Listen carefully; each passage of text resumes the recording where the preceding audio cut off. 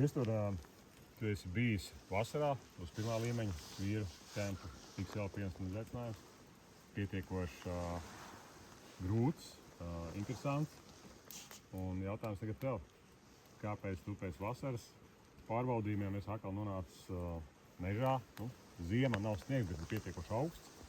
Kāpēc atbrauc uz 72 stundu izaicinājumu izdzīvotājs? Jā, man bija pašam milzīgs pārsteigums par šo 50 stundu programmu. Man ļoti patika par to, kāds es biju pēc tā pasākuma. Tas bija tikai 50 stundas patiesībā. Tas jau nav it kā ļoti daudz.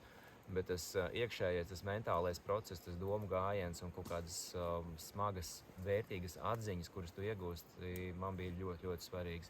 Un es arī daudziem cilvēkiem, kas man bija apkārt pēc tam Rīgā, es arī stāstīju arī degošām acīm, cik man tas ārprātīgi bija svarīgi un ko es tur piedzīvoju.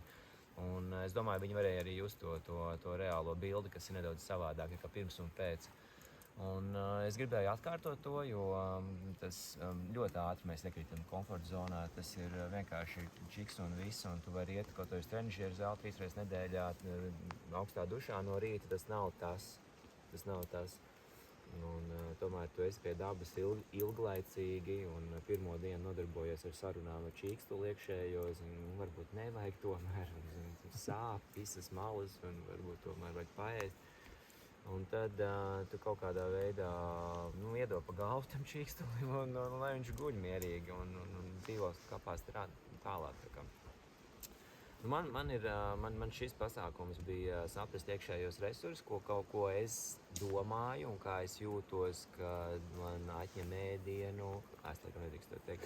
Vienādi sakot, tādā izdzīvošanas formātā. Kā es jūtos izdzīvošanas formātā un kādas mani domas. Un tas man bija ļoti svarīgi, tas man bija diezgan nopietns tāds jaunums priekš manis. Un es neteiktu, ka pats patīkamākais, godīgi sakot. Jā. Ko tu iegūti? 3 lietas tāds īsi priekš sevis braucot mājās šodien. Kas ir tas, ko tu paturi savā? Es uztaisīju tādu auditu, savu 3 svarīgāko lietu auditu, kas man ir māksla, man ir darbs, man ir attiecības. Un katrā no tām tēmām es uztaisīju tādu kontrols sarakstiņu vai tādu atziņu galveno, kas ir labi, ko vēl vajadzētu un kāds lēmums man vēl jāpieņem. Tad tas man bija ļoti svarīgi to sakārtot. Bet galvenais ir viss process sākās no mūsu pašu domāšanas veida, no mentāliem stāvokļiem. Tas ir tik grūti mūsdienās dzīvojot urbānā vidē, komfortā un nonākt pie svarīgām lielām atziņām, ja tu visu laiku esi tādā izpatikšanas sev tādos stāvokļos. Es ieguvu atkal atgriešanos pie sevis. Kā nekā šī kursa tas virs uzdevums ir. Būtībā vīrietis atrod sevi, un pēc tam tu dzīvo jau ar enerģiju, spēku, pārliecību vai tālāk. Ne visiem vīriem šis kurs ir domāts. Kādiem džekiem šeit ir jābrauc? Tev tā, uzreiz profils, kādiem džekiem vajadzēja braukt šeit?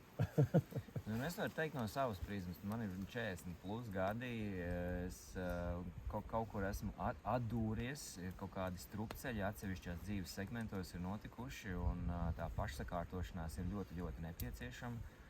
Man šie kursi, kas ir pusgadu laikā abi notikuši, viņi man ļoti, ļoti daudz deva. Un es aicinātu arī no tiem 40 gadniekiem līdz ar to. Es arī varu teikt, ka jūs dabūsiet labu nepieciešamu restartu, kurš iedos kārtīgi pa pakaļu, bet tas ir nepieciešams, lai tu ieskatītos sevi. Un tad no tiem iekšējiem procesiem arī sākās vispārējais. Apkārtējie to jutīs uzreiz. Forši. Labi, Viestur, tad tiekamies kādā citā kursā. Jā. Tiekamies. Vai arī es braukšu pēc tevis uz runas skolu? Obligāti. Vai ne? To es tev atgādināšu. Labi, sarunāšu. Forši.